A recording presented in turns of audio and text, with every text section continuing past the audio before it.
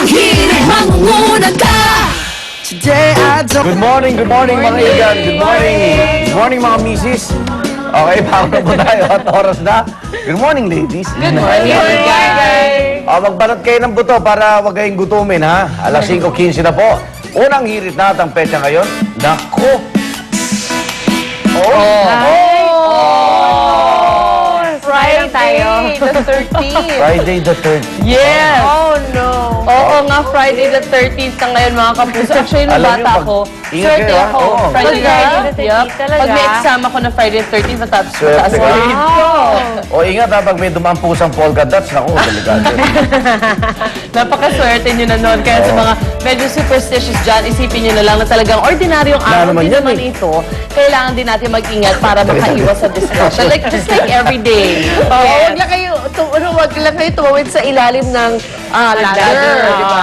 Ayun. Sabi mo, super Hindi ako, simple lang. Friday the 13th yan. Oo. Tayo tayo kay Lynn. Joke. Okay, Lynn, ikaw na. Hindi ka naman si Kuya Lar. Games ba? Games ba? Pero kasi kapag iniisip Wala na yun, ang alas na yun. kapag iniisip nyo kasi mamalasing kayo, di ba, Igan? Malamang, Totoo yan. mamalasing talaga kayo, pa inaasin. Usok. Ayun.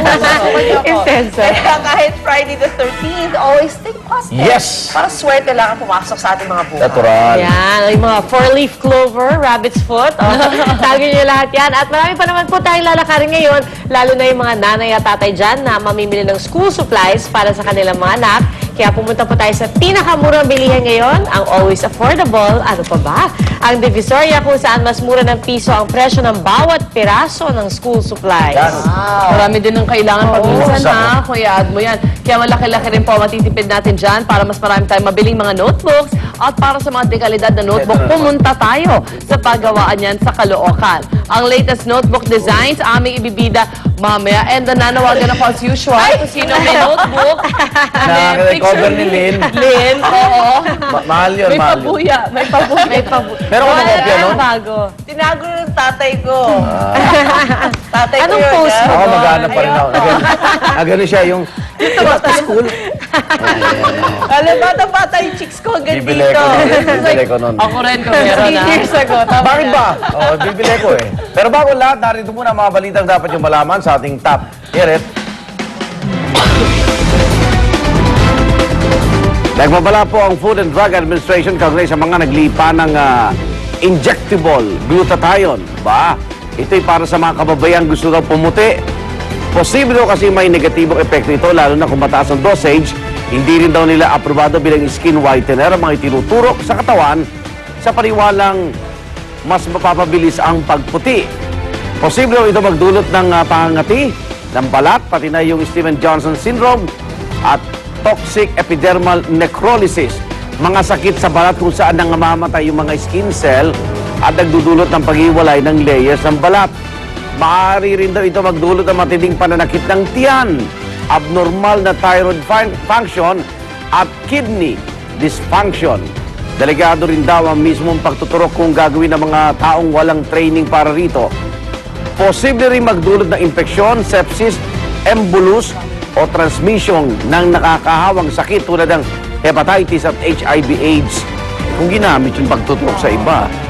Ang issue to tungkol sa banta ng kalusugan ng mga injectable glutathione, pag-uusapan po natin mamaya yan sa talakayan with Igan.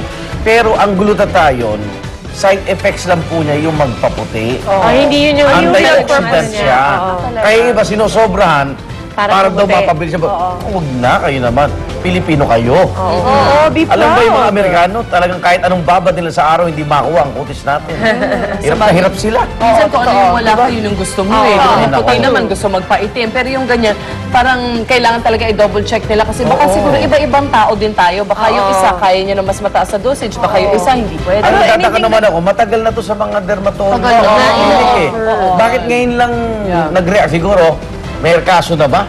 Oo nga Kasi pagkausap mo yung mga dermatologist, ang dami mong kilala eh. Safe, diba? Wala naman, ako nakitang ika nga'y nagreklamo. Pero tama, it can be safe for the Sumobra. proper dosage. Tsaka depende kung doktor nagalagay. Kasi marami kasi mga quack doctors naman na pretending na, okay, ito para sa'yo. Kung si pamuti, magsabon na lang kayo ng papaya. Di ba? Papaya maganda soap. daw yun. May mga Lemon natural tea, oo, yung whiteners. mga natural na lang. Actually, pag readily available kasi siya, isipin mo na okay lang eh. Pero hindi ibig sabihin na porket madali siyang makuha o madaling mabili, ay safe na yon sa katawan. Eh, kilala ko, nagbura ng blackboard.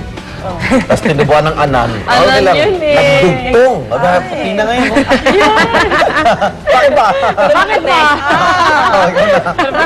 Ito naman po, balitang balik eskwela naman po tayo. Halos 300 colleges and universities ang nagpahayag na magtataas ng tuition ngayon darating na pasukan. Ayon po yan sa Commission on Higher Education.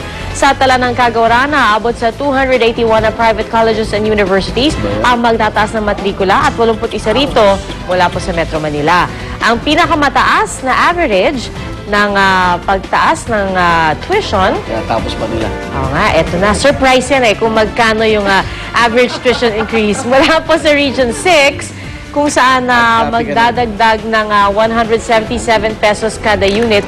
Pero maging ang CHED po, aminadong sa panahon ngayon, ay mabigat sa bulsa ang pagpapaaral sa kolehiyo. Tanong natin si attorney Ano, na meron paninda ng mo. anak sa kolehiyo. Sa Kaso, college. UP eh. So, ganun lang. Medyo Okay, yeah. scholar ng bayan pala. Yes. Talino. At samantala, bukod sa paghahanda sa mga gagamitin ng inyong mga anak sa pagpasok, kailangan din nating isaalang-alang ang kanilang kaligtasan. Kaya naman may mga grupong nagtuturo ng road safety sa mga bata. Tinuturuan ng mga estudyante na sa maingat at tamang pagtawid sa kalsada, pagbabasa at pag-intindi ng road signs at traffic lights. Ilan lamang yan sa itinuturo sa 200 estudyante ng Decade of Action for Road Safety ng United Nations General Assembly. 2004 pa nasimulan ang Road Safety Campaign at malaki na raw na itulong nito sa pagpapaliit ng bilang ng mga naaksidente at nasasawi sa kalsada. Base sa tala ng Safe Kids Philippines, aabot sa 1.3 million ang nasasawi taon-taon sa buong mundo dahil sa aksidente sa kalsada. At pinakapeligroso dito ang mga batang tumatawid papunta at pauwi mula sa kanilang mga paaralan. Sana punta kami congressional. Sa Visayas, sa Mindanao dito. Tricycle, punong-puno. Pagtanghali, kaya umaga.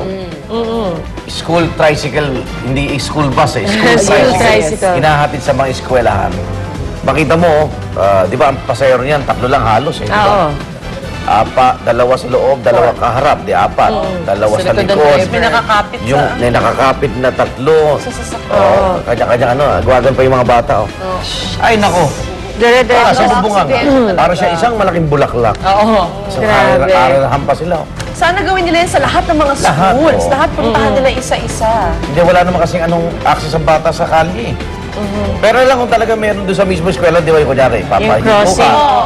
Pero sila, pero yung pagtawid nila, pauwi na sila eh. Wala na. Wala na nakikialam sa mga bata. Eh, siyempre, naglalaro yan, magkakapit ka pa. Boy, pwede mo na ba ako? Yan, French fries Kaya pa. na. Tapos, ito na yung mga